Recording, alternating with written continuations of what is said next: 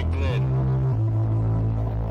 Is that Herms? He got them guests on the Rolodex, stopping by to talk about some Dynasty Superflex. Everybody, yo, commish is in. It's time to sit down to listen to John McGlynn. Yo, who we trading, who we fading, who we getting off the squad. Knowledge never overrated, playing for number one.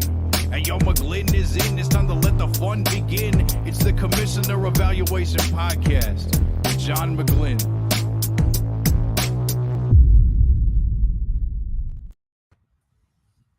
Welcome aboard, everyone.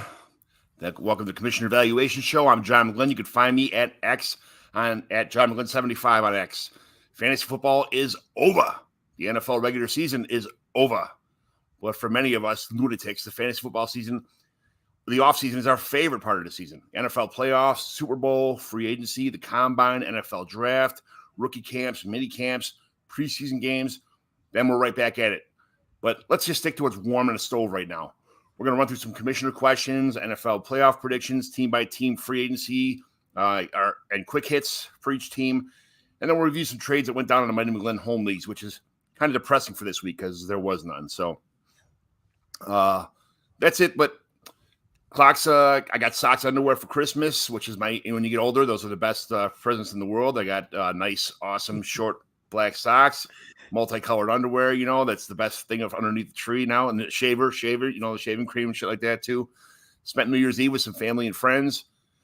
I bought my daughter a car this week. Well, she saved $2,000 and I matched her $2,000 for a down payment. I co-signed for a 2021 Ford Escape with only 5,000 miles on it for $20,000, which I thought was a steal. It was like a demo car. It was awesome. I did my first rookie mock draft. I snuck JT in it with me. But what else new with you, JT? Oh, it's been wild lately. Just so much stuff going on. Colts, playoff games. I went to New Year's Eve in Indy. Was watching beat the Raiders. Was just at the game last week. Heartbreak when the loss to the Texans, but I did get to go see my Missouri Tigers beat Ohio State down in Texas at the Cotton Bowl. So that was pretty awesome. So I've been kind of all over the place the last couple of weeks. Haven't got on a lot of podcasts just because I've been gone. So yeah, pumped to be back on the show. It's nice to have all these things going on in life. I'm going to Hamilton tomorrow with my daughters. That was my one daughter's Christmas present, buying 4 tickets to Hamilton for me, my 2 daughters, and my wife. So I can't wait to go see that. I know every word to the whole musical now because my daughters walk around singing it for the last 5 years. So this is a great present for them. So there's no singing along in the theater, thank God. So I don't got to hear that kind of shit. But I like it. It's a good show. I've seen it a couple hundred times at this point in time already. So I'm looking forward to that. Nice day out. Go out to eat after, something like that. Spend a day with the kids and the wife and call it a day. Mr. Lane, tell us about yourself, where people can find you on all the platforms, what you do in the fantasy football world that makes people want to follow you, and all the good stuff that comes with yourself. I am Brandon Lane. Most people know me as the Chubbs Burger or Chubbs, but I'm at Chubbs Burger on Twitter and IG. I'm the host of Winning the Wire. During the in-season, we produce a waiver wire show every week during the season with my co-host, Drew DeLuca. We bring on guests before we talk waivers of each show. We had Dalton Del Don, John Daigle, Jeff Erickson, Scott Engel, and many, many more this season. We just wrapped up our 3rd season. So it's been a lot of fun interacting with all the people on there. So, yeah, that's pretty much my concentration during the season. I love it. I'm a big fan of the show. So I like all your guests you have on. I like the way you the things you talk about. It's a great show. So if anybody hasn't seen it yet, look into it. Tell me about a day away from the desk, content creation, family, pets, music, hobbies, that kind of stuff. Yeah, my background, I'm in publishing. I've been in publishing for about 25 years. I'm a graphic designer, art director by trade. So I just have a big background in the publishing world. So getting away from that, though, I don't know. I also work as a bartender now here in New Orleans. I moved to New Orleans full-time after splitting time between Chicago and New Orleans. So I'm working at a brewery, so that's been fun, learning more about beer, getting to meet more people in the city of New Orleans. It's Mardi Gras right now. We just started the first weekend of Mardi Gras. 12th night was this past weekend. So parades are starting to parade and lots of partying. just kind of a continuing on from New Year's Eve here. The weather's a little bit hit or miss. We got a lot of tornado warnings last night. So this is a cold season for us, not like Chicago, but it's just kind of unpredictable. Yeah, we got about 2 inches of snow last night, so it's coming down. There's some fat ass flakes coming down as we speak right now out my window. So yeah, I've got snow too with me. Brandon, what brewery you work at? I own JT Walker's Brewery in Mahomet, Illinois, just 2 hours south of Chicago. What brewery are you working at down there in New Orleans? Second Line Brewing. So it's just very nice. A little bit outside of the French Quarter, a couple miles next to City Park. So they're one of the best breweries in the city. We've got about 18 beers on tap at all time. They do a lot of different styles. So it's been a lot of fun. I hadn't bartended for a long time since I was probably in about 15, probably 20 years. I haven't been behind a bar, but I just started back after the pandemic to kind of make some extra cash. Extra cash. I've been to New Orleans probably about 4 or 5 times already. I went with my family last time. And a quick story. We went to this place and they had these, I don't know if it's hurricanes or whatever they are, big slushy drinks, and it came with alcohol in there. I'm like, I don't really taste it here. I'm like, I walked to the bartender. I'm like, can you spice this up for me a little bit? Just put some more Jameson or something in there. And she takes my drink, and I don't know if she was like on something or whatever was going on. And she took that little glass and filled it up with the Jameson, did it again, and then just kept pouring it in her while she was talking to me. And it had to be like 9 shots of Jameson she poured in this glass. I'm like, holy shit. I'm like, I just asked for like a top off, not a whole bottle of Jameson in there. And I'm like, how much is it? She goes, $3. And I'm like, $3? I'm like, what? I'm like, here's $3 and a $2 tip. Here's your $5. Thanks a lot, man. I walked out of there and I was completely, I was snookered. I was like, whoa, I'm feeling good. We don't have to eat. I'm yelling Thundercats in a restaurant with my kids. I had such a good time in New Orleans. Everybody says how it's piss or blah, blah, blah, whatever. Every time I've been there, I've had a great time. So it's got to be a great place to work with all that festivities going on. Yeah, that's one reason I chose not to work like on Bourbon Street or things like that. So I'm a little bit offside. It's more of a local brewery, but we definitely get people from all walks of life. But I've learned early on to kind of maybe wander off Bourbon Street. There's a lot more to the city than just that, but you can definitely find a lot of trouble going on anywhere you are in the city. Have you had turtle soup yet? I don't eat turtle soup. You don't? Why not? It's pretty good, actually. I'm actually vegetarian, so. Oh, no. I know. Someone named Chavez doesn't eat the burgers, but. It's all right. I'll eat. But the turtle soup is actually pretty good. Every time we go somewhere, I've been to 43 states. And every time we go somewhere, we try a different, different whatever. And somebody said turtle soup. I'm like, man, it sounds gross, but I got to try it. It was real good, man.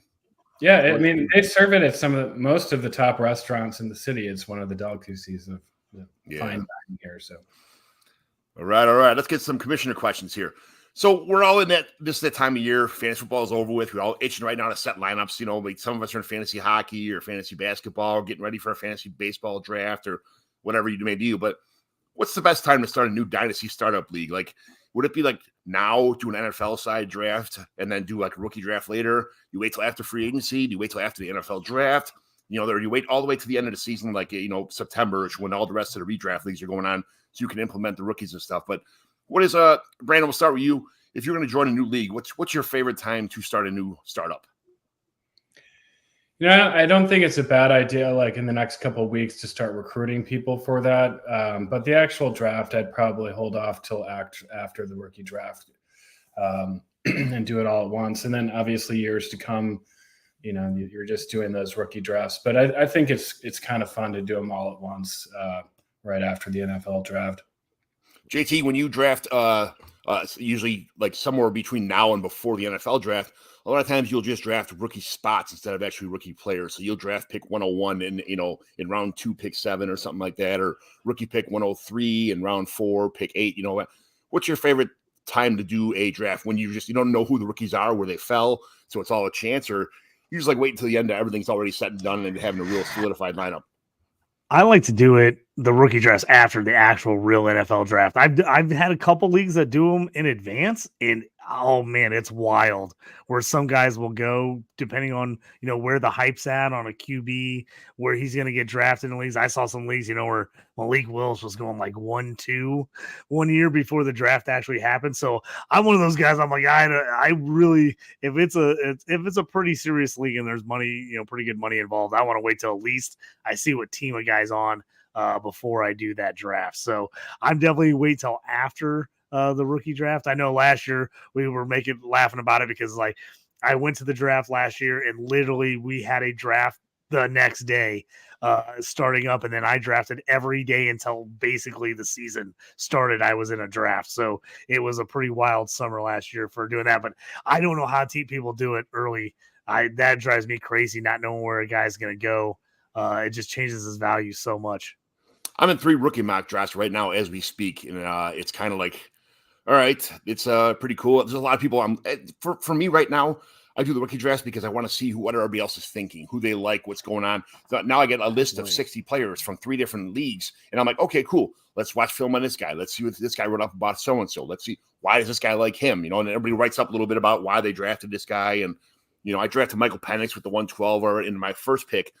And last night he did not look good at all. His feet were all over the place. He couldn't really make any completions. And, people blamed it on the pocket collapsing and stuff. But, he just looked – he looked really good last week against Texas. I mean, it was like, holy shit. But it was like a tale of two cities, man. This guy, even when he had time in the pocket, it seemed like when he threw the ball, he was hopping in the air with his feet like off the ground like an inch. When he threw every pass, it was like, dude, set your feet, man. Even on these little throws, like you got the same motion, stay consistent. But man, yeah, I think sometimes you start getting that rush, and he was just getting there in his face all night. I think he just kind of fell back and he was running in that like he just wasn't getting set. And you could tell he was in a little bit of pain. He was taking some hits, and he was just trying to get rid of the ball early. But I'm all about mock drafts. I love to do mock drafts before because I want to see where I kind of value a guy based off before he gets taken on a team. Because I've had times where I liked a guy a lot. People didn't like his landing spot. And then I turn around and look at the draft and I'm like, oh, I forgot about that guy because I didn't love the landing spot either. And then you can get some great value on some players that you liked pre-draft, but maybe people didn't love where they went. Running backs, especially, I like to look where some of those guys I really like them. And then maybe they don't go till the 5th or 6th round, and people kind of forget about them. But I like to do those pre-mocks just so that you kind of have a good feeling of how you feel about a player just before the landing spot is determined. The back-to-back Brainiacs champ, Brian Farrell, almost went undefeated this year, but he lost one game. But he said Penix looked like your boy Tua last night. First of all, Tua is not my boy. And second of all, it's funny because it seemed like as soon as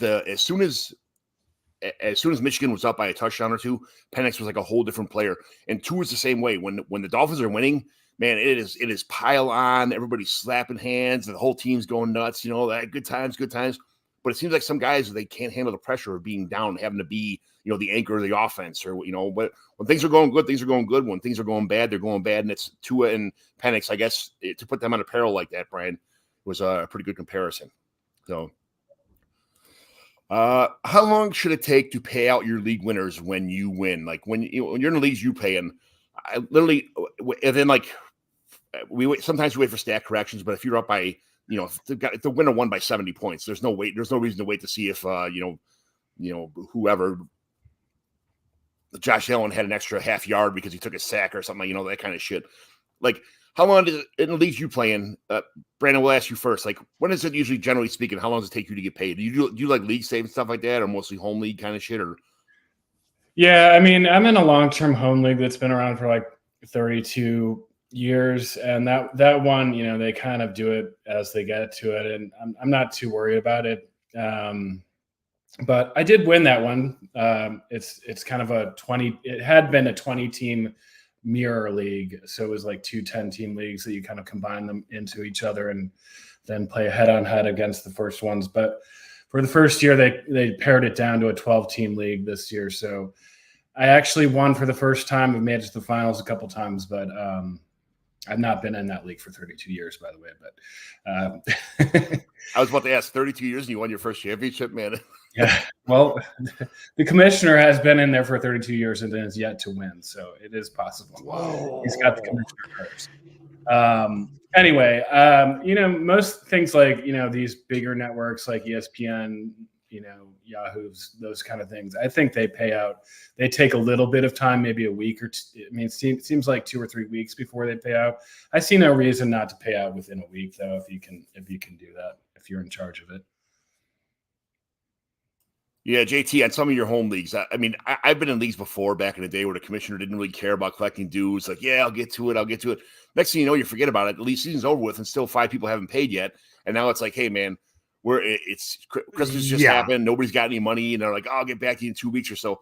And next thing you know, the season's starting next year. You're at the draft, and 3 people still haven't paid yet. And it's like, dude, this league blows. Like, come on, man. That's the bummer, man. I've definitely paid out my fair share where I've had to cover people that didn't pay in, but I was the commission. I wanted people to get their money, so I paid them anyway. So yeah, I always tell people like, yeah, it's if you can make sure you get somebody on the money is huge, because I've been terrible about that in certain leagues, especially usually if it's my home league where guys live in town, I can run them down pretty easily. But I have a couple home leagues where a bunch of guys have moved and no one lives anywhere near each other, and it's just a nightmare for me to run down money from people every year. It's a fight.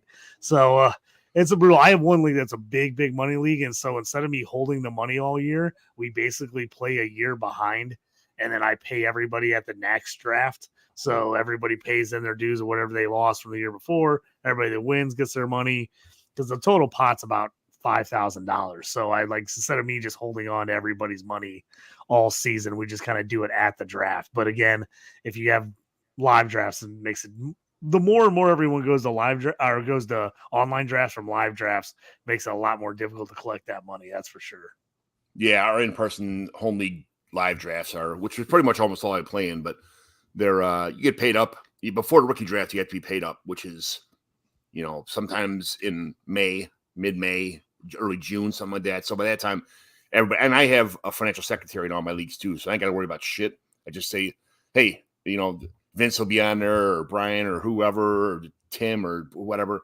Bob, like, hey, the money's due now. You're not allowed to draft and rookie draft until you're paid up. So that's kind of one of the incentives to pay on time. So I definitely need a secretary for my leagues. I'm terrible about it. I'm terrible about making sure everybody pays. Everybody's like, "Oh, I'll get you. I'll stop by the bar and I'll get you later." And then they never do, and then I end up eating the money half the time. So I definitely need to get on that. That's a good idea. It's a nice idea to have. All right. News and rumors. So real fast, we'll just do some coaching things first. Bill Belichick might be relieved of his GM task, which will possibly allow him to remain the Patriots head coach. Good idea or bad idea? JT. I was wondering if they might go the other way and let him just be the GM and stop coaching. I don't know. It feels like Kraft pushing him out to me just doesn't feel like a very Robert Kraft thing to do with how long they've been together. I've been talking about all year whether they kind of get together and say, hey, this is the guy we're going to hire to replace you. Let's give you a year with him, learn the system. You get to do a farewell tour. That kind of feels more like what the Patriots would do. But in this day and age of the NFL, what have you done for me lately? Maybe they just say, hey, it's time and this is it. But it seems crazy that they would just push him out, even though they had they've not been very good the last couple of years without Tom Brady. I feel like he's a much better coach than he is a general manager. So I think this may be a good. Their drafts have been. If you go back and look at their drafts the last couple of years, you can see why they haven't been very good. Their drafts have been pretty terrible, and they've missed on a lot of guys. Yeah, they go for more like system guys than actual players sometimes, and it's like, dude, why would you take him? Why would you take this guy when you know that this is a better player because he might fit your system better or your defensive scheme better, but it just doesn't translate into what a player should be doing on the field. So I don't know. What was the Sean McVay video where they told him who got picked and he started laughing with somebody and they're like, the Patriots took a guy in the first or second round. They're like, he was like a fourth rounder on our list. And then they're like, so I just think sometimes I think Bill's outsmarted himself a few times on these where he thinks he's jumping ahead and stealing a guy from everybody. And he probably could have just waited. 100%. Absolutely. So Jim Harbaugh leaving for the NFL, is he staying at Michigan or is he going to the NFL? What do you think about that, Brandon? I think he stays at Michigan personally. I don't know. I think, some of these coaches have tried to jump back into the NFL and then they just flop. I think he's got a good system there. So I don't think he leaves. I don't know why anybody would want to be a coach in college anymore with this transfer portal thing going on, man. Like, you go out of your way to woo these kids to come to Michigan or come to Wisconsin or come to Florida State or whatever the deal may be. And then they're there for a year because they didn't get enough playing time. They just leave. And it's like, I spent countless hours at your kitchen table with your mom and dad and everybody else and recruiting you, and you just walk away. And, I understand they get guys from other teams also, but it seems like it's just a terrible place to be. I mean, it's the same as free agency in the NFL, I guess, but it seems like it's an even worse situation in college. So I don't know why. I don't envy anybody that's a college coach right now. You see those guys just pulling their hair out on a daily basis because they're losing quarterbacks and running backs and wide receivers and key defensive players every year, even coaches. And good for him if he wants to stay in college. But I think if I was him, I'd take a shot at the pros again with a pretty decent team that just needs a good coach. Yeah, there's a lot of openings.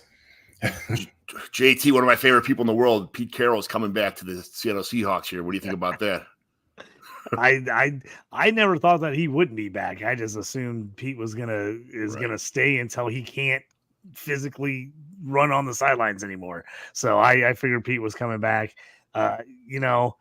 The Seahawks, you could say whether you thought they were a disappointment or not a disappointment. They were about exactly what I thought they would be this year, and I think most people thought they would be. So I don't think it was a knock on him. I just think right now they're just a very okay team talent-wise. They just don't have a ton of talent. So I don't think it had anything to do with Pete Carroll. So, and I think he's just won enough. He's won enough in Seattle for them to give him some leeway compared to some other coaches. He's still in better shape than me, and he's like 78 years old. It's like I was looking at it, I was like, man, I need to start getting on that Pete Carroll workout plan or whatever he's doing. Yeah.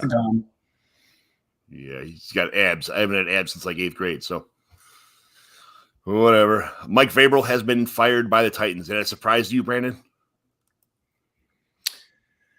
I think he's a good coach. I mean, it wasn't maybe a little bit of a surprise, but they weren't going anywhere. I think he gets an immediate offer from these other teams, though. I do like him as a coach, but I do too. I think Vrabel's a good coach. Yeah, I just think it was one of those situations. At some point, if you haven't won in a long enough time, I think people just think you need something new. We've got to start fresh. But man, he's done some really good things with that team when that team looked really terrible. So I would assume there's going to be a lot of people jumping on to try to hire him. If he doesn't get a head coaching job, at least the coordinator job. It's a shame that he's not there to kind of see the Will Levis kind of like progression. Because I think Will Levis, not that he's a great quarterback, and I know you don't like him, JT, but I think giving him a chance and having some healthy receivers for a year or two and, building this offense, but they're going to lose Derrick Henry probably. I hope he doesn't go anywhere, but Derrick Henry's probably gone.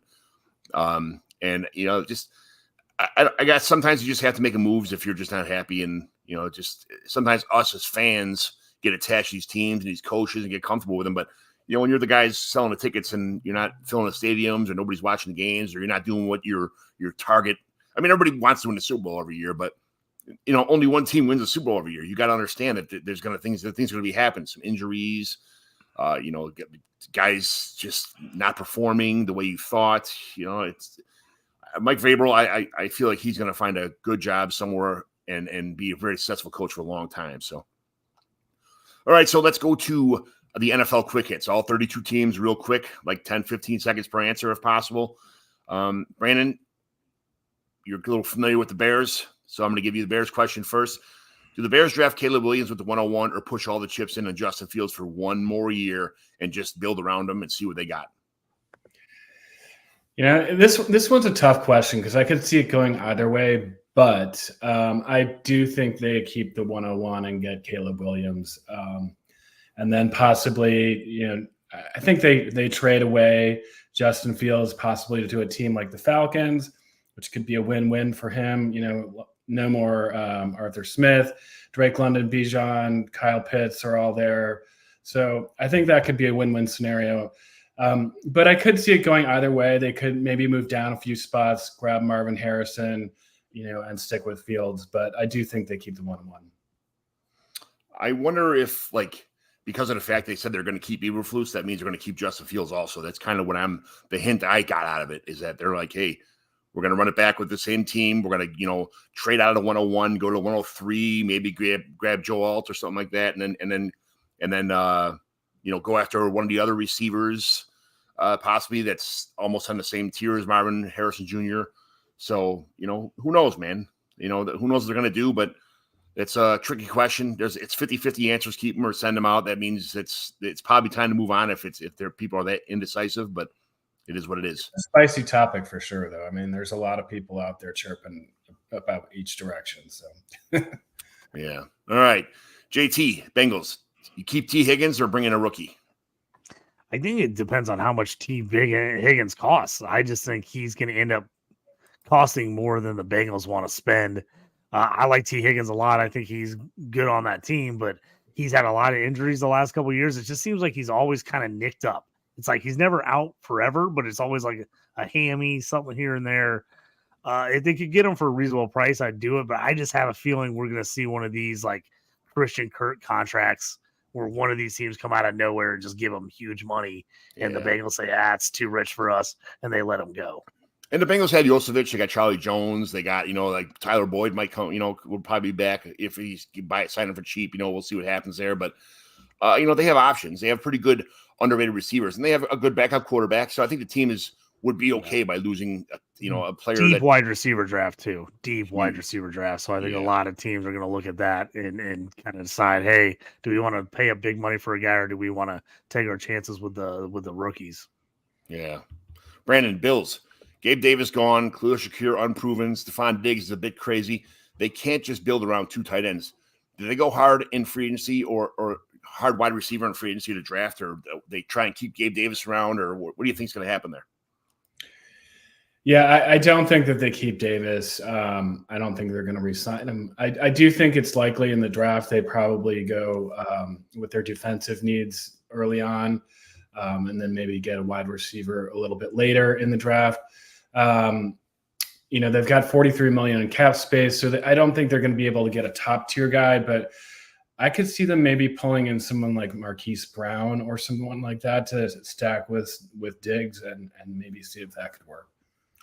I was kind of singing the praise of Troy Franklin the other day, saying that he'd be a great fit for the Bills, incoming rookie, super fast guy, would take, either the Bills or the Chiefs, like either one of those teams, and they need like a speedster that can actually catch the ball downfield. So, I know that the Bills have Shakir, but he's kind of been unproven, but a player like that to open up to pull the safeties deep, open up the middle of the field for either of these teams that are pretty much tight and heavy, it would be a pretty nice fit for both of those teams. So, yeah, I mean, they could go real cheap and go like DJ Chark or Josh Reynolds or someone like that, but that's not really boosting their team up a whole lot, but it could be a direction they could go. They got to get someone with some hands, yes, that can actually catch the ball, yeah. Broncos, JT, new quarterback, new wide receivers. Is Marvin Mims going to pan out this year or what? This Broncos situation is going to be really interesting to see what they do in the offseason. Just all of a sudden out on Russell Wilson after he actually looked pretty good most of the year. I'm a little surprised they just bailed on him. I can't believe Marvin Mims didn't get more playing time. That actually has me nervous that the coaches don't like him, as opposed to just the production was down because he just couldn't find quite a good role. But I don't know. It's like they just all of a sudden forgot about him and quit using him. What are they going to do with Jerry Jeudy? What are they doing with all these other guys? I thought their defense was going to be way better than it was. It finally got better near the end of the year, but it was terrible to start. This Broncos situation, it could be all over the place. I could see him breaking it all the way down, getting rid of everybody, or, going out and trying to sign a bunch of free agents and compete. I don't know. They feel like one of those teams you don't want to be. They're like right in the middle, and I don't feel good about either way right now with them.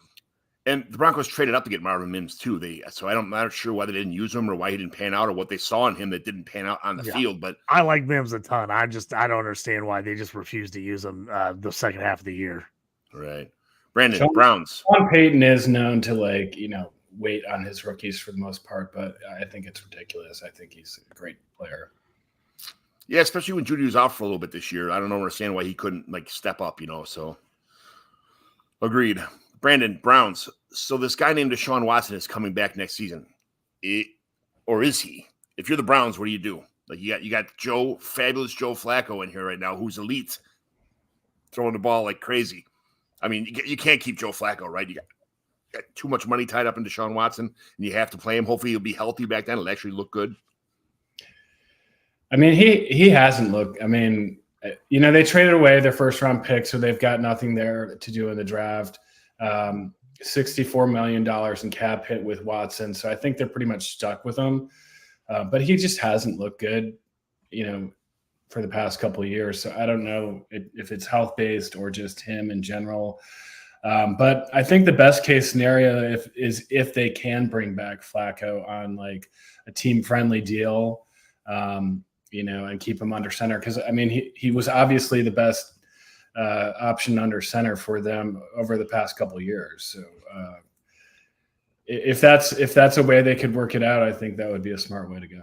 I would just think that there would be, as soon as things didn't work out, would the whole crowd would be like, bring in Flacco, like a big quarterback controversy thing going on there. I almost think you can't do that just because you have to see what Watson has and let it play out. It seems like it's just trouble brewing if you bring both of them back. But I get it. JT, Buccaneers. When do they re-sign Baker to touchdown maker? Yeah, this is interesting to see what they do. I mean, they made the playoffs. If he wins the first round game against the Eagles, who are just absolutely imploding, how do they not re-sign him? I know they probably don't love him. They're probably happy with what they got out of him this year. But what kind of contract are they going to give him? Is it a Geno deal? Is it a little less than a Geno deal?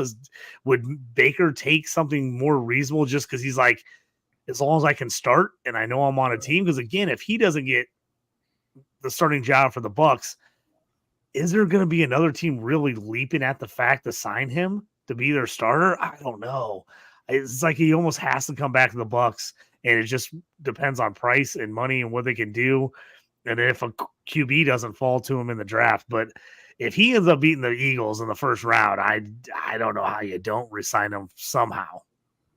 I don't know how you don't resign him either. And I think he will take a team-friendly deal because he feels like he found a home, that kind of thing. He's been kind of like, how do you call it, like disgraced or like yeah, I mean he's finally got a chance. I think if I'm him, I don't push too much if I'm his agents. I want a decent deal, I want a fair deal, but I want to stay here and get a chance to start. Absolutely. Wendy Early. What's up, Brandon? That's Hey, Justin Wendy. and my boy John. Don't want to let you guys feel left out. Don't worry.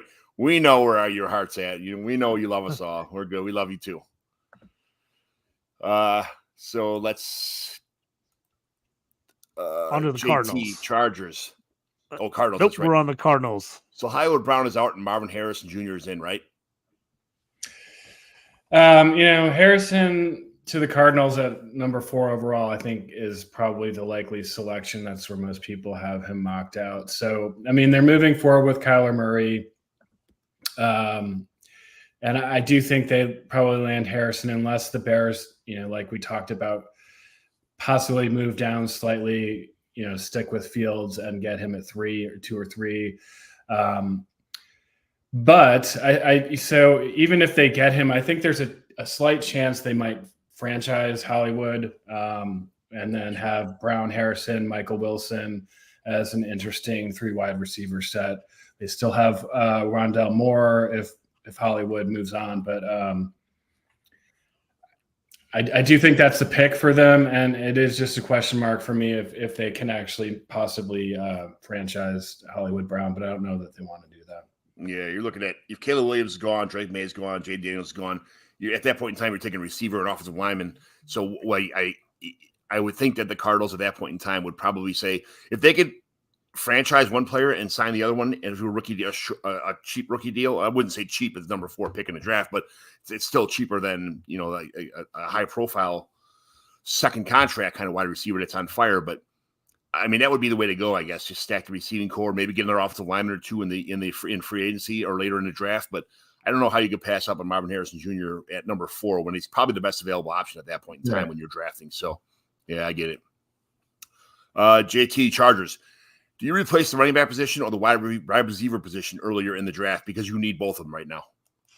Well, the two guys I really would love to see on the Chargers, I would love to see Malik Neighbors from LSU or Brock Bowers from Georgia. I think both of those guys would be phenomenal on the Chargers. Herbert needs some more weapons.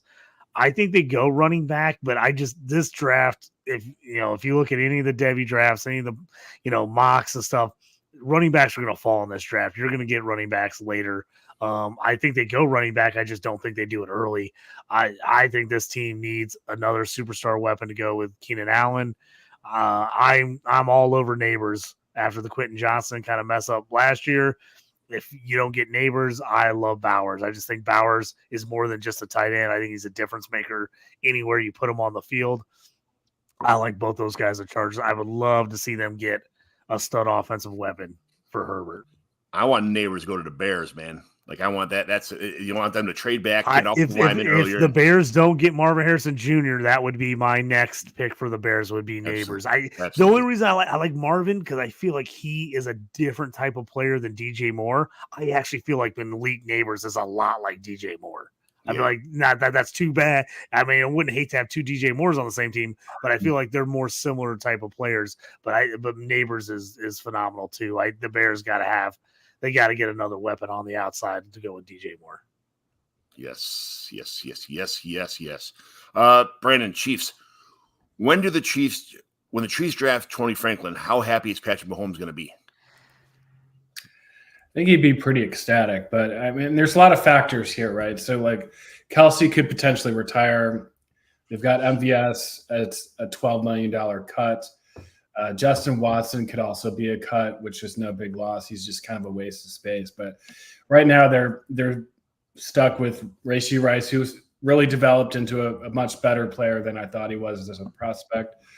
They've got Kadarius Toney and Sky Moore, but I do think another possibility, Keenan Coleman out of Florida State, big physical X receiver with good speed could be a good fit there as well. But, Troy Franklin with that 4.3 speed, it would be a lot of fun with Mahomes. So I like what you're talking about there. Yes. What about, let's just say what about like David Sanders or something like that for like as a replacement, long-term replacement for Kelsey kind of thing? Like, how would you? I don't want to get too far in rookies if you haven't done a lot of rookie research yet, but like at some point in time, if we're already talking about Kelsey retirement and that's like the offense funnels through the wide receiver position, you got to do something like that. You have to like pick, start planning toward the future. And I don't think what they have right now in the backup tight ends is they're not Kelsey, they're not Travis Kelsey. No, nobody on the team is. So you have to go over somebody special, I guess. But there's a million options the Chiefs have. With it's a first round pick. There's a lot of good players this year. A lot of decent offensive linemen in the first round of this year's draft. A lot of good defensive players. A couple safeties, a couple cornerbacks. So they'll have some options. But I think they need to worry about replacing tight end before they worry about receiver. But Troy Franklin is somebody that I kind of want as a deep threat like replacement. So there's a lot of places they can turn to. The tight end position, there were a lot of hits this year in the rookie class, but it's usually not been one that is going to turn your team around in year one. So I don't see them going early for a tight end, but I could be wrong. I think there's some solid tight ends out there in this draft. Some guys I really like, but I can't see Kansas City going tight end before third, fourth round unless somebody just absolutely falls to them in the second. I just don't see him going that high with a guy unless they're just in love with him. But I do like Sanders. I think he would be a really good fit for them. I think Bell from Florida State is a really interesting guy. He's not a pure tight end. He's a little bit more of an athlete that you kind of use everywhere, which Andy Reid's done a good job with those guys in the past. So maybe he's a guy they maybe look at in the third round or so. But there's some solid tight ends out there. But I think people are going to have to temper expectations because the rookie tight ends were so good this year. I think that people are going to expect that, and that we've seen that just doesn't happen. It's usually a second or third year till guys really break out, and this just happened to be a year where not everybody, but a lot of the guys were really good right off the bat. Yeah, I mean, there's Tyler Conklin's and Mike Gesicki's and stuff out there this year that'll be free agents and available. So who knows, man? Who knows what they're going to do? But JT, Colts, do they keep Michael Pittman around? 100%. They have to keep Michael Pittman around. No doubt about it. They got to get a deal done. I don't see how there's any way they let Michael Pittman go. If you look at his stats, the way he's played the last couple of years with just very average to below average quarterback play, if they can actually get good quarterback play, solid play, I mean, I think Pittman's one of the most underrated receivers in the league. Colts got to keep him. Yeah, I think he wants to be there too. That's I think he likes being a Colt. So, Brandon, Cowboys. How about them Cowboys? Just make Jalen Tolbert work instead of ruining my Jalen Tolbert hopes and dreams. Like, you don't need to draft another wide receiver, right? They already have plenty of start somewhere else on the team in this draft. Don't let Tolbert bloom into this offense, right? I mean, is that the way to think? Yeah, I don't think they need to draft another wide receiver. CeeDee Lamb, they finally made the right decision to feed him, and it's proved to be a good one. Brandon Cooks, I think he's back for another season. He came on later. Then we just have that Tolbert, Michael Gallup fighting for scraps kind of thing. So, but I do think Tolbert has room to grow in this offense. I also think they need to address the running back position early on in that draft. Tony Pollard was obviously not the issue, but they like to run the ball with a big back, and I think they're going to be looking for one of the veteran backs to come in and maybe help that offense a little bit. Yeah, I just picked up Jalen Tolbert and David Bell in 4 or 5 leagues this week because people dropped them later in the season. And I think those guys, they were early second-round draft picks. And I'm not sure David Bell is ever going to turn in anything. But I like having guys that I thought were really, really talented coming out that people dropped. You hear about this shit every year. Guys dropping their early second-round picks or late first-round picks or, somewhere in the third-round picks that end up blooming. So I'm picking up those Tolberts and the Bells and shit all over the place, man, because if they're out there, man, you fill up your IR. Make sure you fill up your entire IR with the guys in the offseason. Absolutely. Do the every way you can to get as many people on your roster in the offseason. You don't got to worry about shit until the rookie draft now. So, yeah, John, I'm with you on that. I went the last couple of weeks of the season where I had teams that were kind of out of it, and I went anywhere I saw Tolbert on the waiver wire. I picked him up and stashed him. I stashed him anywhere I could get him. Absolutely, man. Absolutely. We'll go Dolphins. JT. Why do these Dolphins implode as soon as they fall behind every week, man? It's wild how good some teams are when they are playing ahead. I mean, the Dolphins might be the best team in the league when they're winning. When they're winning, it's like they play loose. Like Mike McDaniel just calls every play right play. Like they run, they can throw, they mix it up. It's like this team is a totally different team. And then they get behind.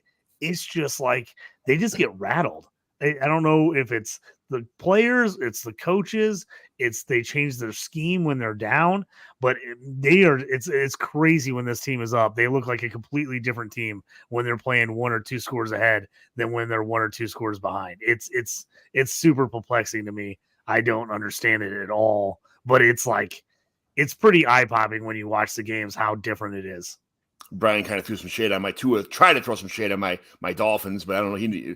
Joke's on him. I don't like Tua, so it's. But yeah, he mentioned the same thing. Like this is what happens when they come out and they win 72-0 versus the Broncos, or they beat other teams 56-3, and it's like, and then they fall behind by a touchdown and everything. The whole thing implodes. So yeah, I don't get it. Brandon, Eagles.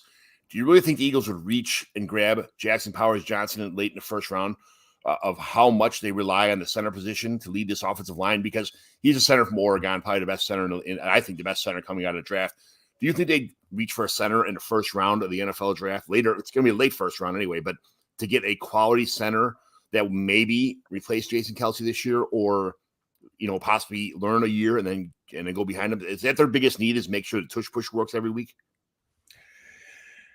They have a lot of issues. I mean, they need to think about the running back position. DeAndre Swift could likely, re-sign with him, but he's a free agent. They definitely have some defensive needs. But I do think they'll go with depth at that O-line. I think they might just take the best available tackle, eventually take over for Lane Johnson. But yeah, I wouldn't be surprised. I mean, I think they're going to address the offensive line and build for the future. So Jackson Powers Johnson is a possibility there. I think probably a big offensive tackle might be the direction they might go, though. JT, Falcons. What does a good offensive-minded coach do for a team with a shitty quarterback like this? Well, if you can figure out how to use your shitty quarterback, you're a really good offensive coach. So that's the first thing. They got to do something at QB. I mean, you look at this team. I mean, halfway through the year, the Falcons were on my do not bet list. Either way, don't take them and don't bet against them, because whatever you're going to do, they're going to screw you, because that's just who they were this year. They won games you're like, didn't think they had a shot at. Every game you're like, oh, Falcons are putting it together. Nope, they get wiped off the map by somebody. It's that team is super frustrating. They got to find an offensive coordinator that can use their guys, and they got to find a QB. I mean, they got to find a QB. So that's going to be, I think, one of the bigger stories in the offseason is what they're doing. Whether, like Brandon said earlier, they make a trade for Justin Fields, whether they try to get somebody in the draft, whether they try to go do something crazy and get like a Russell Wilson, but they got to do something at quarterback, because this team is going nowhere in a bad division until they get a QB. I mean, that's pretty much the Twitter echo chamber, is to bring Justin Fields to Atlanta. But I mean, if Justin Fields goes to Atlanta, is he going to be that much better as a quarterback, or is he going to be still a kind of a shitty quarterback on a better team? Like, I don't get the whole. And it comes down to the offensive coordinator, who they get to work with him. Can he figure out how to use them correctly? I mean, if you watch the last Bears game, Fields is getting crushed in the pocket. They got everybody was coming right up the middle. They weren't rolling him out at all. That you gotta be able to adjust, and you got to be able to use his skill set. They've got players. I mean, you'd love to see him with Bijan, see what him and Bijan could do together if they used them correctly. But again, that's, we talk about it all the time. That's the teams that are middle of the road or bad is because they have bad quarterbacks and they can't get a good offensive coordinator. So, I mean, that's like half the league. So it's just, who can figure it out first, I think is makes the difference. Yeah. And then you look at PFF and it says the Bears have a better offensive line than the Falcons do. And it's like, what happens if you go somewhere with a worse offensive line? Like, then what happens? Like, so whatever. I don't know. It's a tough one. Brandon, 49ers. Is George Kittle pretty much done as a 49er with a $20 million incoming cap hit? Is he going to be a Bear? Yeah, I mean, he's the third highest tight end in the NFL right now. He's making $15 this year. And then he's got that. It is a $75 million extension in 2024. I think he's set to make almost $22 million. So I think if the Niners are looking at their books, it's an easy place, to cut or trade him. But I don't think it happens. Like, I think this team and this organization loves him. He's a top tier blocker, legit threat downfield to catch the ball in the end zone. I just think he's such a good fit for this organization. I don't think they move on. He blocks on the line in the box. He blocks linebackers downfield. He blocks safeties. He blocks cornerbacks. Every play, he's somewhere blocking somebody when he doesn't have the ball in his hands.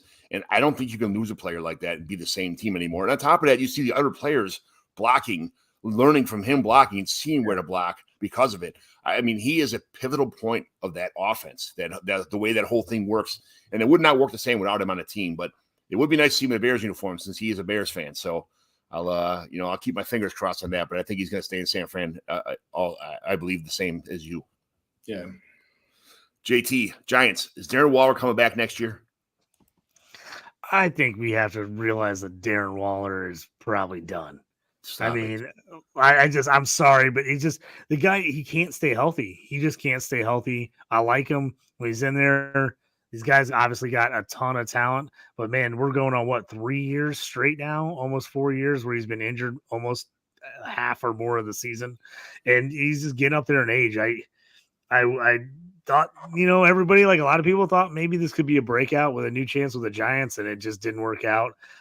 I'm staying away from Waller in fantasy. Does he come back? Probably, but I don't want him in any league. I don't understand how these guys who have these hamstring issues don't, like, in the offseason just get completely stretched out, do some kind of crazy yoga, get like super hydrated, take the right medicines and stuff. How is hamstrings always a problem for some people when, and it's like, that's a problem. How is it like an Achilles heel, like the Achilles hamstring for these guys, or are they just not doing the right workouts? Or I think some people just have bad hamstrings. Some people have loose hamstrings. Some people have tight hamstrings. And I think the more you injure something like that, it just comes up more often. It's just easier to hurt the next time and the next time. And the older these guys get, I think it's the easier it is to hurt them. Brandon, Jaguars.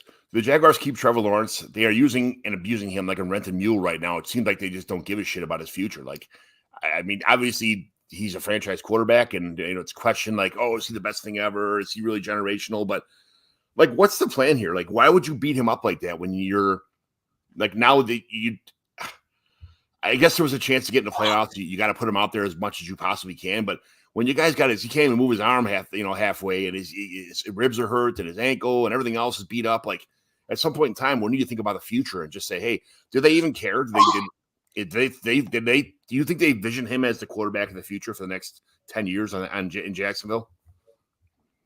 Yeah, I don't think there's any way they're going to move on. He did not have the third-year breakout that many of us expected. But I still see him as a franchise quarterback for them. They're just going to have to figure out some of these other pieces, if they can bring back Calvin Ridley, which I think they probably will. I think that makes the Falcons a little bit happier. I think they get a second-round pick instead of a third if that happens. But yeah, they need to continue to maybe be a little smarter with the way they play him, and then surround him with some talent. So, but yeah, I don't understand why they did not sit him and rest him and just give up on the season, but they didn't. It is what it is. JT Jets. Tyler Conklin has been fine, but saving $5 million and drafting Brock Bowers seems to be the play here, right?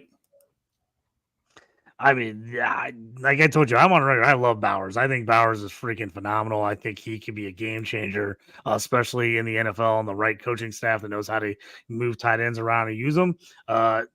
10 is where the Jets are. That seems to be kind of where people are looking at Bowers. Right. I've heard some talk about, would Bowers even get to 15 to the Colts? I don't know if he would get that far.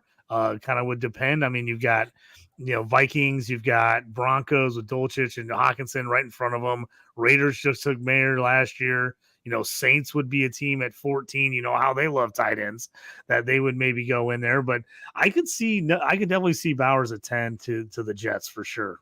If he went to the Colts, I would just start pissing my pants because they use 18 tight ends every goddamn week, and it makes I know they would have to. What they didn't have having to do is they'd have to do exactly what they used to do with Dallas Clark, and where he's a little more of a slot guy, second tight end, where he's kind of like your second, third wide receiver more, and then you still use like a guy like Jelani Woods on the line as more of a blocker, and you're playing, two tight ends a little more often, which if that happened, I could totally see him do that. But yes, the Colts have like 7 tight ends on the roster right now. They've drafted one every year for like 5 straight years. So it's like, I don't know what they're doing there, but yeah, they've got a million tight ends. They got to figure out that room. I think a couple of those guys are gone next year for various reasons. So I think it will thin itself out a little bit. They've had 20 tight ends on the roster since 1983. So I don't understand. Like, it's not anything new. It's like what they tight do. Ends.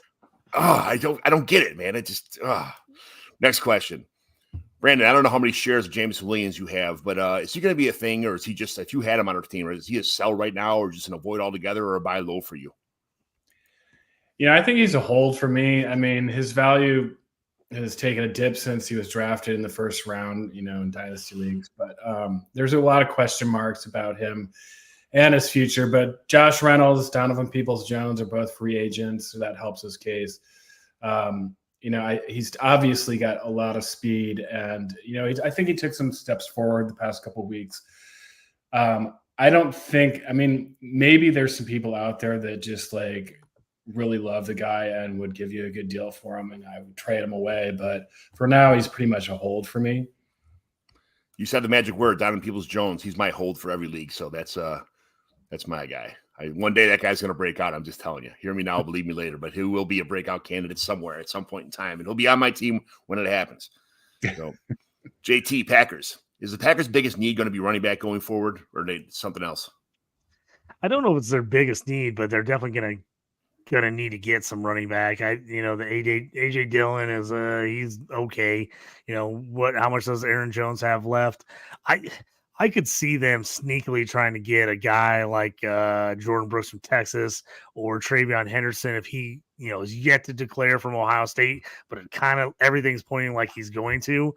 Seeing if they could sneak a guy like him in the second round, I could totally see them doing something like that.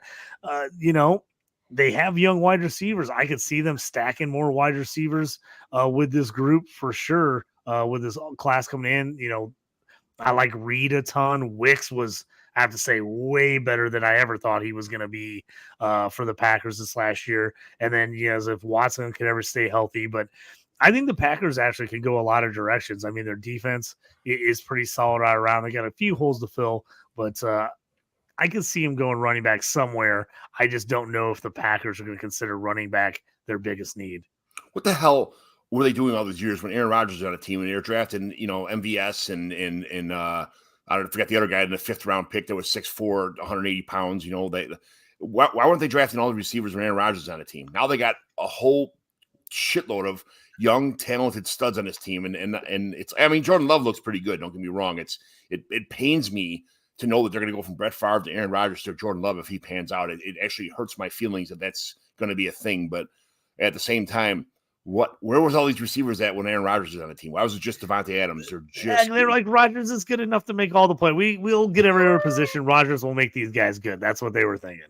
Let's draft defense and nothing, and let Aaron Rodgers just do it with one guy. And I mean, I kind of liked it. I like seeing Aaron Rodgers suffer. Yes, it was nice. Brandon, Panthers. This is probably Adam Thielen's final game as a Panther, right? I'm not so sure about that. He has a $10 million contract. I think he stays with a nice veteran presence. Hopefully Jonathan Mingo takes the next step forward as a second-year guy. But they do need to bring some help in. They do not have a first-round pick. They have 39 million in cap space. DJ Chark and Visca are both gone in free agency, so I don't know. I think he'll stick around. I don't think he's going to be a league changer. He was really good for them the first part of the season, but I think he just stays as a veteran presence, and hopefully they can fill some gaps. I mean, Mingo's yards per route run are not that great, but I mean, he is sometimes the ball's not even close to him. If you watch any of those games, it's like, dude, come on, man, give the guy a chance. I feel like it's that Calvin, that Jaguars back in the day when Allen Robinson was like pissed off on the sidelines because the ball was 10 yards out of bounds and he's running for routes. I just feel bad because I think Mingo is going to be a thing, but it's just not working out because of quarterback play. Yeah, I mean, they've got that offensive line's horrible. Mingo missed, a lot of the preseason with injury and stuff like that. So I think he's got room to improve. I just don't think he's there yet. Yeah, JT, Patriots. So give me the blueprint for rebuilding a dynasty in New England because they're at rock bottom right now and they got to start rebuilding somewhere. Yeah, so I think they just got to decide what makes sense at number 3 with them. The number 3 pick, are they going to take a QB?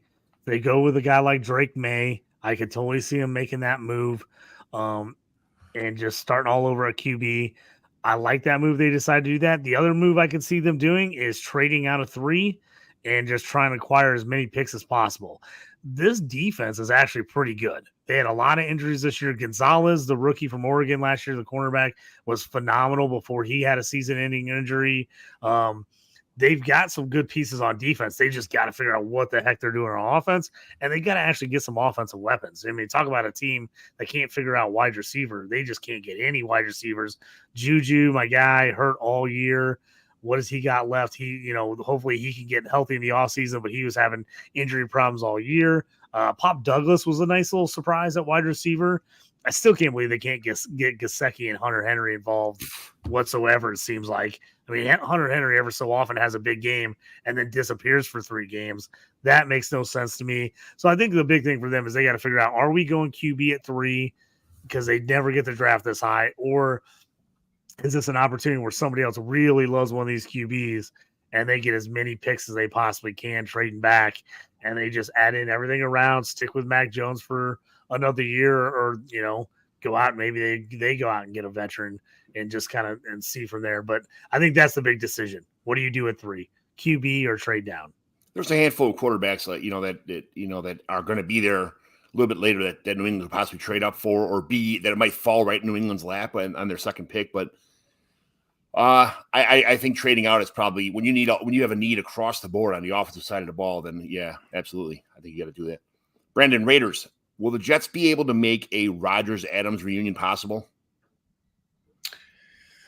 Well, there's all that speculation we're seeing on social media right now with Garrett Wilson changing his jersey number 5, opening up the door for Adams to keep his number 17. But there's a lot, beyond that. I think, they already have Garrett Wilson, right? So they would have to take on Adams' $17 million guaranteed contract with another $23 million in probate bonuses over the next 3 years. They have Alan Lazard with a $12 million guarantee. Yeah. And so it's a fun thing to talk about in the offseason. I just don't know how they can make those numbers work. You have to lose some defensive players, unfortunately, is what's going to happen there. That's you're going to have to weaken the team to make the team better. And I'm not sure that makes the team better necessarily by doing it, but they got to make some tough decisions if that's what's going to happen for sure. Right. JT, Rams, what's the future of Cooper Kupp in LA? That's a good question. I mean, I like Cooper. I think he wants to stay there. I would assume he stays there as long as Matt Stafford stays there. But I guess that, I haven't looked up the details on his contract. Is he due up this year, or has he got another year left on his deal? I can't remember on him. I think it was mostly the first year was this year was mostly guaranteed, but next year is mostly cuttable kind of thing like that. Okay. So they can. Yeah. And I can see, if Stafford's there, I think they keep him. They're obviously good friends. We've seen what he can do. If he doesn't come out and ask for some, crazy, insane contract after the injuries, I think they keep him. But yeah, in this day and age of the NFL, anybody could get cut at any time if the team thinks they can save money. But I would assume he stays in LA, especially if the Rams can upset the Lions and make any kind of run. We all know how that affects people. You win a game or two in the playoffs, and it almost changes everybody's mind. So I think if they could win a game or two in the playoffs, I think people would say, "Hey, you got to keep Cooper because you got Cooper and Nakua." And that's just a dynamic duo. So I think they keep him unless the numbers just can't work. I'll have to look over the cap on that. I for some reason my computer's acting up right now. But Brandon, Ravens. Do the Ravens bring in a quality free agent running back like Barkley or Jacobs, or just pump in cheap running backs because nobody can stay healthy on this team anyway? J.K. Dobbins and Gus Edwards are both free agents. So they really need a power back. Rookie Keaton Mitchell is also coming off a major injury. They only have $13 million in salary cap, so they need to be creative here. So I could see a scenario where they bring back Gus Bus, sort of on the cheap, and then there's always a possibility they sign one of these veterans. But I think a lot of those guys, the major guys like a Barkley or a Jacobs, want a long-term deal, and I don't know how they can make that work with the salary cap right now. Bring in big fat Braylon Allen in there to rust some shit up in there. That's what I'm talking about, man. That's a good late third round pick for him. If they got a big guy like Braylon Allen with the way Gus was scoring touchdowns this year, geez, they could get somebody with 15, 20 TDs pretty easy. Well, he's 6'2", 240, and he ran. I'm watching his film. It's pretty nice, man. He's outrunning cornerbacks and shit. I've seen him play in person a couple times. He's pretty good.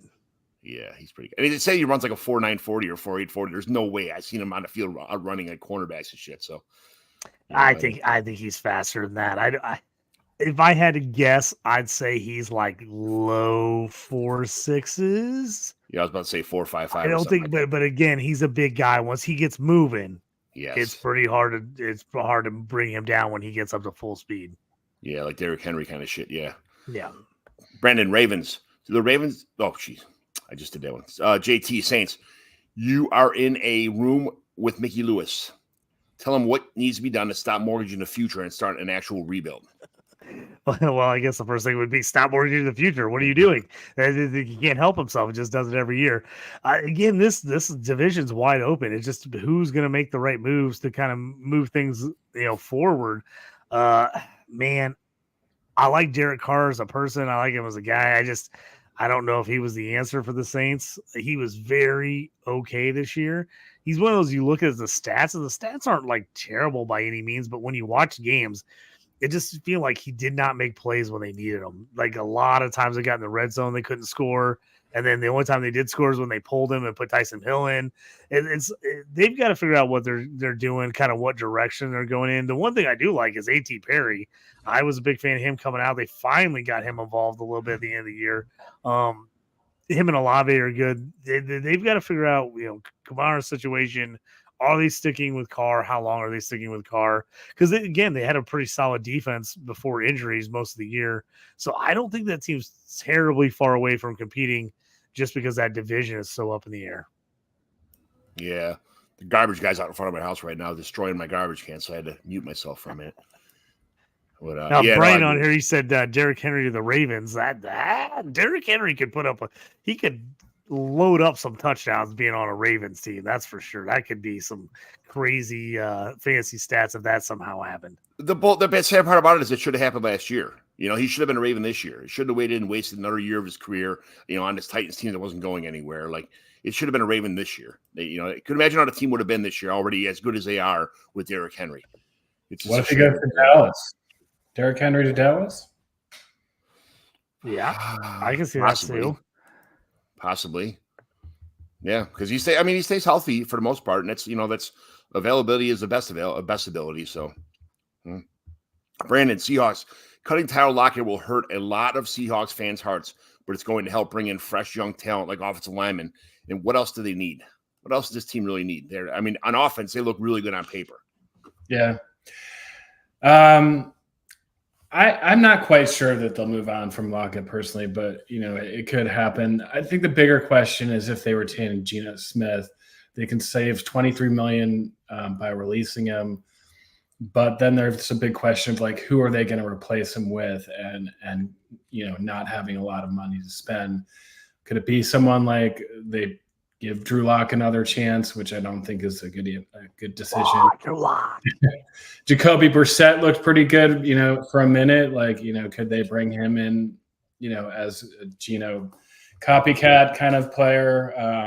But I do think they'll probably bring back Smith. I just don't know who else they have, what other options they have. So that's the bigger question for me, what they're doing at quarterback. Yeah, I think me and JT are both on the Drew Lock train. Hopefully, he goes in there and throws some YOLO balls and stuff once in a while, but he just looks like a better quarterback than Geno Smith most of the time. I just can't believe with all the terrible QBs in the league this last year, guys that played that Drew Lock can't get a shot. He can't get a shot with somebody, man. It's the same thing with, we talked about with James Winston. I just understand with all these other guys, how are these guys not getting one shot somewhere with all these bad QBs? Russ back to Seahawks for a little less. That would actually be hilarious if Russ went back to the Seahawks. Everything went that way after they got all the picks, and they're like, Pete Carroll, genius. We'll trade him for this stuff. Russ, you just piss everybody off, make everyone hate you. We'll grab you. We'll bring you right back. That actually would be hysterical. It's like a Trojan horse move from Pete Carroll kind of shit. Pete Carroll pulling all kinds of crazy moves out. Oh, it's fucking lootly. Let's see. JT Steelers. Mike Tomlin is barely going over 500. Is that a great feat anymore? Or is it time to move on? I tell you what, I know people are like, well, you're just barely over 500. You just done that. Man, there's a whole lot of teams that would love to be 500 every year. A whole lot of teams. I know Steelers fans get, they get a little greedy. They're like, oh, we should be better. And there's years that they should have been better with the talent. I've watched every one of these Steelers games this year multiple times. This team had a million injuries. Did they absolutely lay an egg against Arizona and the Patriots? Yes, they did. That was just awful. Coaching, playing, everything. I knew at least one of those games was going to happen. I said at the beginning of the year, Steelers lose to a bottom 3 team every season. It never fails. But then they always end up winning some games they shouldn't.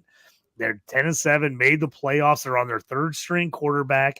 They're on their 6th string inside linebacker, their 5th string safety. I mean, this team's had a ton of injuries.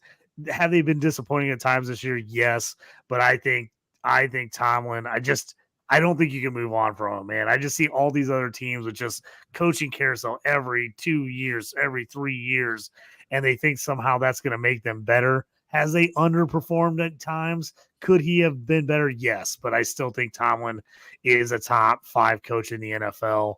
Regardless, I know teams get frustrated with him, but I just don't think you can get rid of him if you're the Steelers. I think you got to stick with him.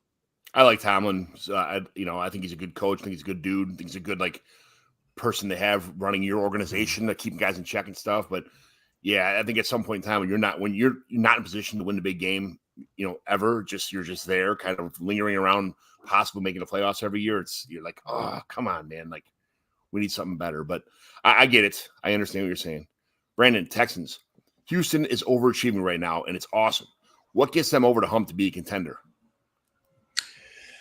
Well, the $70 million in cap space doesn't hurt. So they've got a lot of room to spend. I can see them both upgrading their O-line, D-line, and free agency in the draft. They obviously have Stroud, Nico Collins, and Tank Dell as the building blocks. But they'll need, to do something at tight end. Dalton Schultz is a free agent, so I don't know what they'll do with him. They might, maybe they'll re-sign him. Noah Brown is also a free agent. I think Robert Woods is probably a cut candidate for them. But the question mark for me is what they might do with the running back position. And this is where I could see them actually grabbing one of these guys that we've been talking about. I think Josh Jacobs could be a good fit here. But I think bringing in a stud veteran running back is really what they could spend some money on.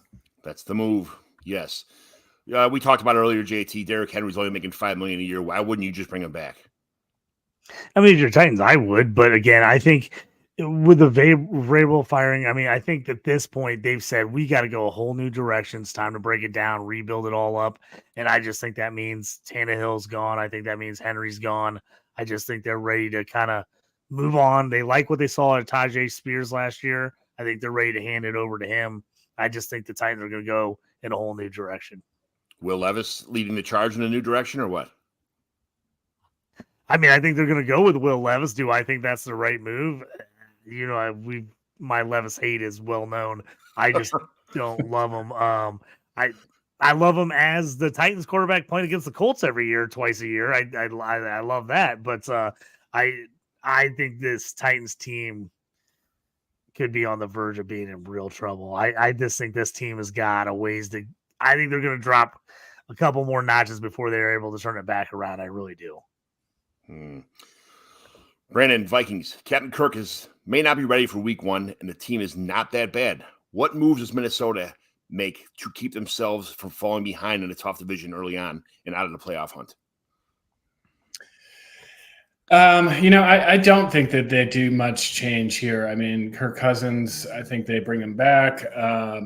And maybe whoever the backup is, whether it be Nick Mullins or someone else, I think that system is just a good fit for most quarterbacks to succeed. So I think until Kirk gets back, they can make that fill in. But, I do think we need to talk a little bit about how good Kirk Cousins' season was going to be, or it was before he got hurt. He was averaging almost 300 yards passing per game, on pace for, 38 touchdowns, maybe 40 touchdowns, almost 5,000 yards. He was on pace for a historic season for himself, the best season of his career for sure. So I think that they definitely, I think Kirk wants to be back. He's that kind of player. He doesn't want to be moving around a lot. So I think we see him back. it's just who will fill in. I don't think the team makes a lot of changes, but whoever it is just a stopgap. JT, finish off here. Do the Commanders just keep Sam Howell as a backup or draft a quarterback and wash their hands of him so there's no quarterback controversy? What do you think they're doing here? Yeah, this one, I've been thinking about this one because I love Howell. I'm a Howell guy. I know he had some ups and downs this year. He played great in some moments. I think he ended up leading the league in picks. If he wasn't first, he was second. He did have some struggles. I do think he's a guy that could really put it together eventually in the league. Now, if they go out and draft a quarterback, as we've seen, you need a good backup quarterback because how many guys are getting hurt? Now, the problem with that is I think that is going to cause some strife, of back and forth. Every time someone doesn't play well or has a bad game or makes a mistake, does that mean you're going to have people, clamoring for the other guy and then back and forth and back and forth and back and forth all year? If they end up going QB, I would love to see them trade him. I'd love to see him on another team with another shot to start for someone else. I hope he doesn't get buried because I really think the guy has some skills. Obviously, he needs to improve on a lot of things, but I just think that Sam Howell can be an NFL quarterback and a pretty decent one. So if they do decide, hey, we're going the QB route, I kind of hope they move him to somebody else where he can start. I hate to see him get stuck like a Drew Lock stuck behind a Geno Smith or somebody where it's just like, okay, he's, and he's not going to play and you're just kind of wasting away. Yeah, I had him and Trevor Lawrence on like probably 5 teams this year. And I was like, come on, man, that's all I got. I went for broke. I got Howell on a ton of teams. I got Howell on a ton of super flex teams. Yeah. All right, real fast. We're going to go through some, just pick a team. Either one of you guys will go through the playoffs. And then we'll finish the show there. So NFL playoff predictions, AFC round 1 only. Brandon and then JT and then myself. Brandon, Texans or Browns at Browns? Browns. JT? Are the Browns getting the home game there? Yes. Don't the Texans get the home game because they won the division? Oh, they won the division. Yeah, I must have that. Okay, never mind. I saw somebody else say that too, that the Browns had the home game. I'm like, Cleveland's a 5. Yeah, so I really want to take the Texans. I'm probably taking the points if I'm betting. I'm taking the Texan points, but man, it's just I hate to say it, but it feels like Flacco just has this Browns team playing in the right direction, and their defense is so tough. I feel like they end up winning this game. I'm going to say this is a Joe Flacco meltdown game, and the Texans are going to win. So I would love to see a 300-yard, 2-3 touchdown performance from Stroud, and the Texans win this game. I would love it. Yeah, I think the Browns are probably a better team all around, but I think the Texans I think they'll win this game. Dolphins, who are struggling mightily, versus the Chiefs, who are also having their sputtering moments. JT, Dolphins or Chiefs? Man, that's a tough one again. I'm leaning. I actually wanted the Steelers to play one of these teams because I thought the Steelers could beat either one of these teams, which is kind of crazy. But I think I got to take the Chiefs at home. I think Mahomes is going to get just enough. I think the Chiefs defense has been really solid. And I think if the Chiefs can get up early, even if it's not by a lot, if the Chiefs can be leading most of this game, I think the Chiefs pull it away. I think the only way the Dolphins get it done is if they somehow come out and get 2 quick scores, and then the Chiefs have to play from behind all game. Brandon.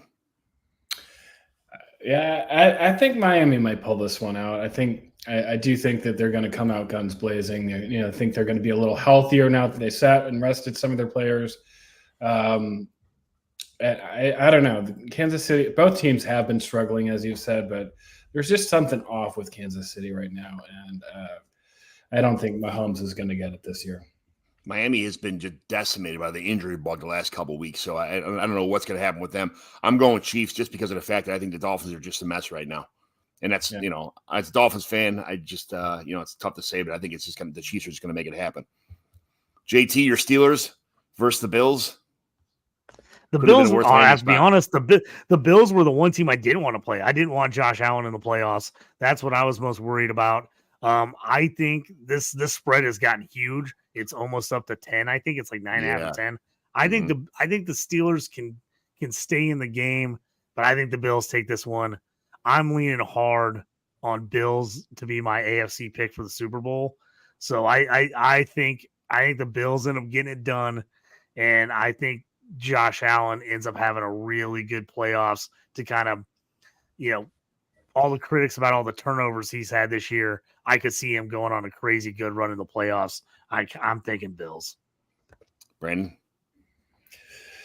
Bills. I don't think the Steelers should have even made the playoffs, personally. Sorry, but it's okay. Most people don't think they should either. I mean, I was pumped they made it, but were they one of the best teams? Probably not. But they everything just kind of worked out for them. I think the Bills magic has been a nice run, and I think they're going to win this game, but I can't see them winning the Super Bowl as much as I want them to.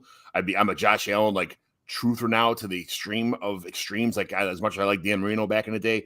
But I think the Bills roll the Steelers this week, and then at some point in time, I think their luck runs out. But that's it for the AFC games. NFC round 1, JT, Brandon, and myself again. Eagles at Buccaneers. JT. I'm gonna go. I can't even believe I'm saying this. I'm taking the Bucs.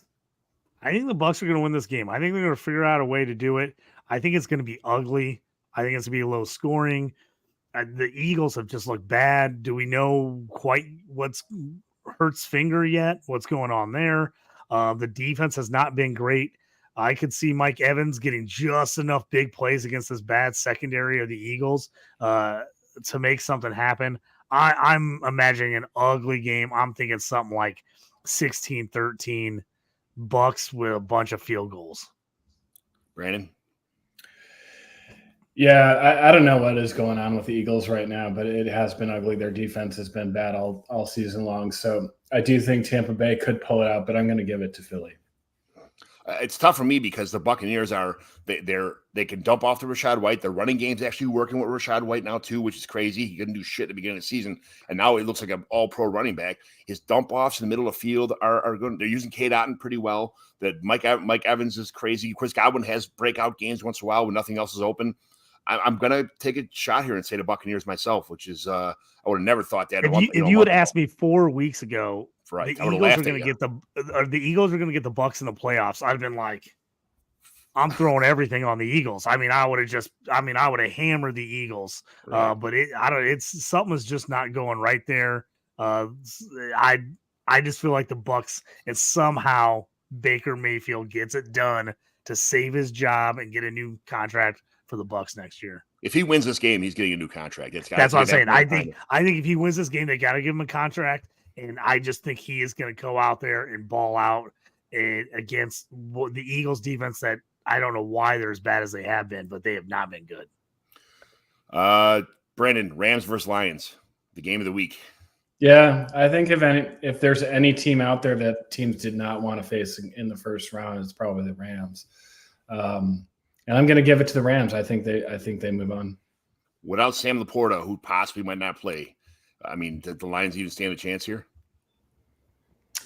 I think they stand a chance, but I don't think they pull it out. JT? Yeah, I'm on the Rams on this too, which I can't believe because I thought the Rams were going to be garbage this year when we talked about a preseason. But man, we've got Vincent Stafford. He's looked great. Puka's been amazing. Cup's been good. The defense has been way better than I thought they'd be. I mean, if you looked at them at paper at the beginning of the year, you're like, who even are half these guys?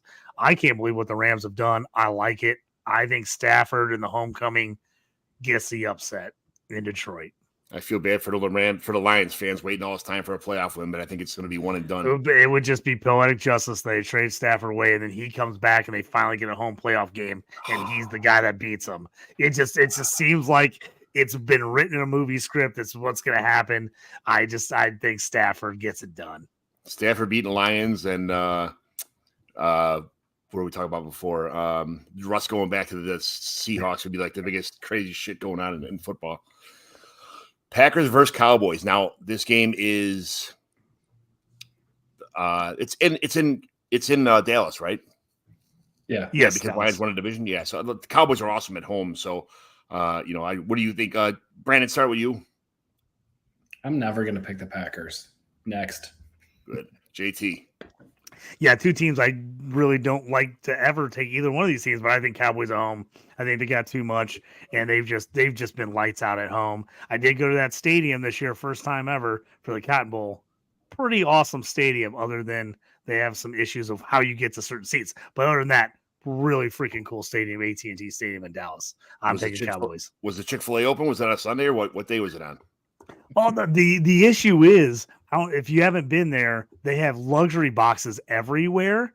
They don't want you to walk through any of the luxury box areas. So you have to take elevators constantly up and down the stadium. If you're going from one end to the other end, you have to take all these elevators because they don't want you walking through the luxury box area. So you end up taking a ton of elevators to get your seats if you enter on one side as opposed to the other, and you have to actually walk around the stadium. That was my biggest complaint. But other than that, the stadium was pretty cool, and they've got a nice little bar set up right next to the Rangers Park there in Arlington. It was pretty cool area. Most people complain about too many stairs. You complain about too many elevators? Well, you have to go up the elevators, come back all down all the stairs, and then back up all the stairs to get to the elevators. It was a little bit of I'm guessing if you walk in the side that you are sitting on, you're probably totally fine. The problem is if you come in one end and your seats are on the other side, that's the issue. I'm going Cowboys. They're just kind of lights out at home sometimes. And I like the Packers, but they're young, they're upcoming, but they're not at Cowboys level yet. So I'm going Dallas Cowboys. That was our playoff predictions for round one. Mighty McGlynn home leagues, everybody just kind of threw in the towel. There was not one trade in any of my 8 leagues. So nothing went down there. Don't feel bad that our league didn't do shit, but look up for any of these David Bells or, Jalen Tolberts or guys like that, or, guys floating around that you might have an inkling next year's dynasty team. Throw them on your roster right now. Get rid of guys that you have on there that you don't think are going to be your future.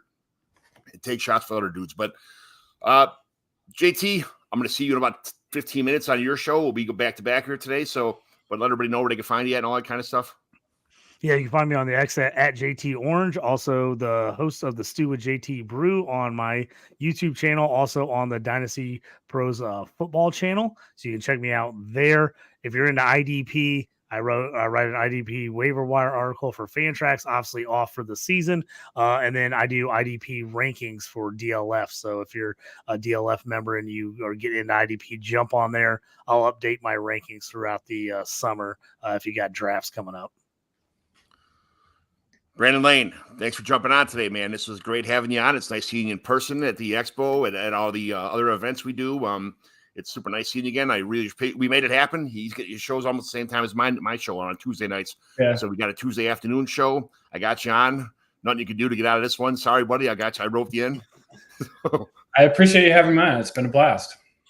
A little longer than usually, but that's we try to do an hour here. I was hoping 45 minutes. I wrote on a show sheet earlier, but hour and a half. But thanks for sticking around. I much appreciate it. Where can everybody find you at? What's going on? Yeah, you can find me at Chubsburger on Twitter and IG. I'm going to be going to the Senior Bowl in a couple of weeks, so that's going to be fun. So I'm going to be doing some coverage from there. And then other than that, off season, my friend John Messenbrink and myself do some draft coverage as well. So we'll be doing some write-ups before the NFL draft. So that's kind of my off-season plan. Other than that, kind of refresh, get, rebound and take some time off a little bit as well. Absolutely. John McGlynn 75 on X. You can find the show on Fantrax, which all of our hockey leagues, our baseball leagues, everything else that is on. Pretty much Fantrax does their one-stop shop for almost every sport, golf, auto racing, you name it, they're on there. You can find this commission evaluation show on my commission evaluation YouTube page, as well as also the podcast.